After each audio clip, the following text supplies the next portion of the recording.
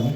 शहनशीन पे तशरीफ़ फरमा मुकामी कॉरपोरेटर जनाब फराजुद्दीन साहब, तेलंगाना प्रदेश कांग्रेस कमेटी के स्पोक्स पर्सन जनाब सैयद निज़ामुद्दीन साहब, 2 बार के कॉन्टेस्टेड MLA और बहुत सीनियर हमारे पार्टी के कायद INTC के बहुत सीनियर लीडर बाबा सलीम पाशा साहब, और आपके बीच में 4-5 दिन से इलेक्शन तक आपके बीच में रहेंगे, और डिवीज़न के सदर जनाब सत्यनारायण साहब और दीगर मुजीब साहब, और यहाँ पर तशरीफ़ फरमा सभी बुजुर्गों, दोस्तों और माँ बहनों। वक्त की कमी है, 10 बजे इलेक्शन का टाइम ख़त्म है। मिनिस्टर साहब आ रहे हैं दूसरी मीटिंग में, तो इसलिए हम लोग पहले आ गए। आप सब लोग जानते हैं कि इलेक्शन बहुत क्रूशल इलेक्शन है। यहाँ पर 2 सोच के बीच में इलेक्शन है। एक मुल्क को आवाम को जोड़ने की सोच है, और एक मुल्क को और आवाम को तोड़ने की, डिवाइड करने की।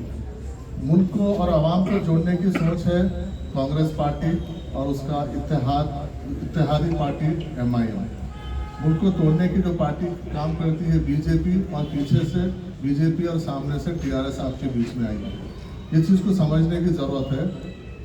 आज मेयर से पेशतर मुखर्रिब ने सब चीज़ बोले हैं कि आज जिस तरीके से कांग्रेस पार्टी को जो 20 महीने की सरकार है, तेलंगाना स्टेट अलग होने के बाद पहली बार कांग्रेस पार्टी इख्तिदार में आई है। इससे पहले कांग्रेस पार्टी तेलंगाना अलग होने के बाद सबसे पहले इख्तिदार यहाँ के अवाम ने BRS को दी थी। उस जमाने में TRS थी, आज BRS। तो BRS को इख्तिदार दी थी। अपने 10 साल के इख्तिदार में उन्होंने क्या किया? जब जुबली हिल्स का बाय इलेक्शन, यहाँ के मुकामी MLA के इंतकाल होने के बाद इलेक्शन का माहौल शुरू हुआ, वो लोग अचानक यहाँ पे उतर के लोग यहाँ पर जब पूछना शुरू करें कि आपके 10 साल का क्या कारनामा है, क्या कारकर्दगी है और आपका क्या परफॉर्मेंस है, तो जब हम मुकामी बात करते हैं तो पूरे स्टेट की बात करना शुरू कर रहे हैं। हम पूछते हैं कि यहाँ पे आप 10 साल क्या काम किए। 3 बार वो MLA को मौका दिए थे, 14 में, 18 में और 23 में। 3 बार वक्त था। उसके बावजूद भी आप लोगों ने उनको वोट देके एक भरोसे से जिताया, क्योंकि मौजूदा हुकूमत इख्तिदार पे जो पार्टी है उनका अगर MLA रहे तो हमको डेवलपमेंट, क्योंकि पूरे जुबली हिल्स का जो वोटिंग पैटर्न है अलग है और शेखपेट का अलग भी है, क्योंकि यहाँ पर कॉलोनी का कल्चर है, एजुकेटेड लोग हैं, सोशल और इकोनॉमिकली और पॉलिटिकली समझ रखने वाले यहाँ के लोग हैं। वो लोग डेवलपमेंट समझ के पिछले 2 बार इलेक्शन में जीता है, लेकिन हुआ क्या? वही 0 का 0 रहा, कोई काम नहीं हुआ। कल हमारे फराज साहब यहाँ पर डीलक्स कॉलोनी में चैलेंज करे, वहाँ ठहर के BRS के लोगों को चैलेंज करे कि यहाँ पर 10 साल में अगर MLA अपने फंड से 1 लाख रुपए भी अगर यहाँ पे लगाए तो मैं उनकी तारीफ करने के लिए तैयार हूँ। क्या इस बात को कबूल करेंगे वो लोग? तो ये लोग, उनका दौर कैसा था कि इनाग्रेशन को आते थे तो कॉर्पोरेटर को हाउस अरेस्ट करके आते थे, उनका ये हाल था। दूसरों की नुमाइंदगी पे सैंक्शन हुए सो कामों को नंबर प्लेट ला। कांग्रेस की सरकार वैसी, कांग्रेस की हुकूमत वैसी नहीं है। हम जो बोलते हैं वो करते हैं, और जितना कर सकते हैं उतना ही बोलते हैं। इसलिए लोग ये समझेंगे कि हम वादा करके, क्योंकि सरकार हुकूमत तो कांग्रेस की बनी, लेकिन यहाँ पर TRS का MLA जीता था, उसके बाद भी काम कुछ नहीं हुआ 20 महीने में। जैसा इलेक्शन से पहले, जब इलेक्शन कोर्ट से पहले पूरे कॉन्स्टिट्यूंसी में 200 करोड़ से ज्यादा का काम, और उसमें भी 100 चिल्लर करोड़ रुपए सिर्फ शेखपेट डिवीजन को हुकूमत ने लगाया, और काम शुरू हो गए हैं। और टेंडर तो बहुत दूर की बात है, काम भी शुरुआत हो चुकी है। तो मेरा आप लोगों से यही अदबन गुजारिश है कि बहुत अहम इलेक्शन है, ये डेवलपमेंट का मिलाप है कांग्रेस और MIM का। आप देखिए कल यहाँ पर एक मीटिंग में यहाँ के जो मुकामी उम्मीदवार है, उन्होंने मीटिंग में सरेआम यही बोले कि आप मुझे एक बार मौका दीजिए। 2014 में मैं MIM का कैंडिडेट था असेंबली के लिए, उस टाइम पे मैं नहीं जीता, लेकिन आज कांग्रेस पार्टी और MIM के सपोर्ट से मैं यहाँ पे लड़ रहा हूँ। आप मुझे एक बार मौका दीजिए। एक बार मौका देने से मैं यहाँ पर शेखपेट का कॉर्पोरेटर बन के काम करूंगा, और फराज साहब यहाँ पर MLA बन के काम करेंगे। ये सोच रखने वाले लोग चाहिए। दो नौजवानों को एक गाड़ी को खींचने के लिए 2 नौजवानों को आप सामने बंधिए और ऑटोमेटिक वो गाड़ी आगे जाएगी। अगर हम फिर एक बार, क्योंकि इख्तिदार में है, हम पिछले 3 बार हम इलेक्शन में हमको यहाँ पर नहीं जीता है, इस बार हमको जिताने के लिए हम आपसे गुजारिश कर रहे हैं, क्योंकि हुकूमत हमारी है, हुकूमत हमारी है, हम यहाँ पे कुछ काम कर सकते हैं आवाम के लिए, डेवलपमेंट के लिए। काम हुआ है पिछले, आप देखिए, आप 2 महीने में काम हुआ है और बहुत सारा काम बाकी है।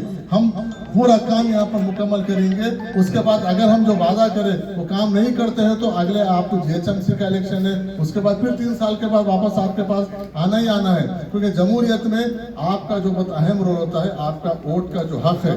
जमहूरियत में 1 करोड़पति इंसान को अगर एक हक का वोट है, एक आम आदमी, एक रिक्शा वाले को, हमारे मेहनत करने वाले मजदूर को भी 1 वोट का हक है। तो जमहूरियत की ताकत है, तो जमहूरियत की ताकत को आज हमको बताने की जरूरत है। मुल्क की सालियत को, मुल्क के इस दस्तूर को और पार्लियामेंट्री डेमोक्रेसी को बचाने का, पूरा न सिर्फ हिंदुस्तान बल्कि पूरे साउथ इंडिया में देख रहे हैं कि तेलंगाना में एक बाई इलेक्शन हो रहा है, यहाँ पर कांग्रेस की हुकूमत है। तमाम फोर्सेस बीजेपी से लेके हिडन उनका दोस्त था, जितने बीजेपी टीआरएस के लोग ये कोशिश कर रहे हैं कि यहाँ पे कैसा डैमेज करें, क्योंकि रेवंत रेड्डी साहब की जो डेवलपमेंट का जो स्पीड है उसको कैसा रोके, उनके साथ जो मजलिस इत्तेहादुल मुस्लिमीन का जो जोड़ है उनको किस तरीके से तोड़ा जाए। इसलिए मैं आप तमाम लोगों से रिक्वेस्ट करता हूँ, अब वो लोग तरह तरह के बात करेंगे, आके खबरस्तान की बात करेंगे, आप यकीनन खबरस्तान यहाँ पे जरूरत है। मैं वैसे तो वक्फ बोर्ड चेयरमैन बड़ी जिम्मेदारी से बोल रहा हूँ, खबरस्तान यहाँ पे जरूरत है। यहाँ पे नहीं, न सिर्फ शेखपेट जुबली में, पूरे हैदराबाद में खबरस्तानों की खिल्लत है, क्योंकि अर्बनाइजेशन बढ़ते जा रहा है, लोग शहर में बढ़ते आते जा रहे हैं, इसलिए उसकी जरूरत है। आज हम जो भी खबरस्तान के लिए जो अलॉट किए हैं वो वक्फ बोर्ड की जमीन है, वो लोग गलत तरीके से, लोग इलीगल इंक्रोचर्स कोशिश करने के लिए लैंड ग्रैबर्स उसके ऊपर केस डाले हैं, वो वक्फ बोर्ड की है। आज नहीं कल वो वक्फ बोर्ड को आएगा और हम आपको जो खबरस्तान का इशू है उसको इंशाल्लाह, हमारे बीच में विवेक वेंकट स्वामी साहब आए हैं, यहाँ के विरासत के वजीर है,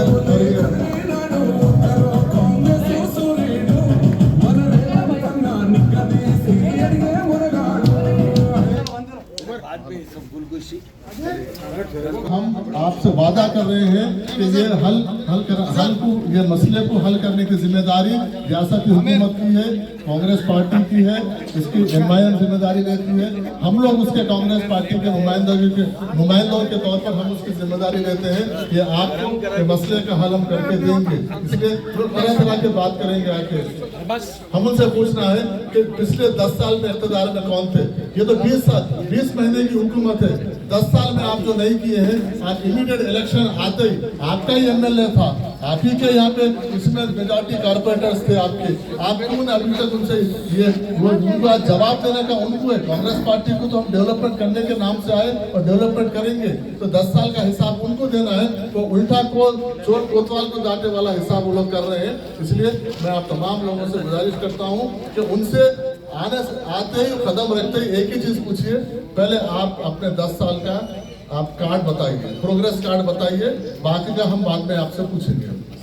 हम हुकूमत से क्या पूछना है हम पूछेंगे, हमारे मुतालबात करेंगे। अगर हुकूमत काम नहीं करती तो आने वाले 2 चुनाव है, एक तो जीएचएमसी का है, फिर असेंबली का है, हम उनको सबक सिखाएंगे। आप पिछले 10 साल में क्या करें।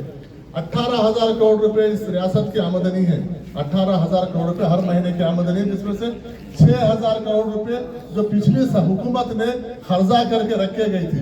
50,000 करोड़ जायद आमदनी वाला स्टेट तेलंगाना उनके हैंडओवर करे तो 6 लाख करोड़ का खर्चा करके गए वो लोग, 6 लाख करोड़ का खर्चा करके गए, जिसमें 18,000 करोड़ की रियासत की आमदनी में हर महीने में 6,000 करोड़ रुपए खाली हमको इंटरेस्ट बनने में हुकूमत को जा रहा है। तो एक खुशहाल रियासत को कंगाल रियासत बना के गए। इसके लिए हमको थोड़ा वक्त चाहिए। तेलंगाना आने बनने के बाद पहली बार कांग्रेस हुकूमत आई है, क्योंकि वहां पर भी इनकी 2 हुकूमत है, बीजेपी की और यहाँ पर केसीआर, दोनों मिलकर हुकूमत को रेवंत रेड्डी साहब को सताने का काम कर रहे हैं। इसलिए हम आपसे एक अदबन गुजारिश करते हैं, मौका मिला आप लोगों की दुआओं से, आप लोगों की मेहनतों से हमको मौका मिला, थोड़ा टाइम भी दीजिए।